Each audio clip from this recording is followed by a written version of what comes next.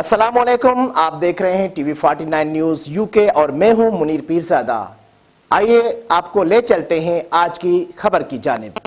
पाकिस्तान तहरीक इंसाफ के मरकजी रहनुमा और नवाब शाह के सीनियर सियासतदान रईस गुलाम रसूल उन्नड़ ने उन्नड़ हाउस नवाब शाह में मीडिया से बात करते हुए कहा कि पाकिस्तान के सब सियासतदान काबिल एहतराम हैं, लेकिन इमरान खान जैसा साफ किरदार और ईमानदार हुक्मरान सबसे अलग है।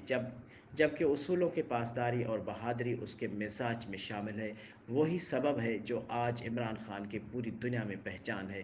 तारीख गवाह है, जब भी इनकलाब आया है तो आवाम बिना नताइज के बगैर आवाम रोडों पर निकले हैं, जिसकी बहुत सारी मिसाल हैं।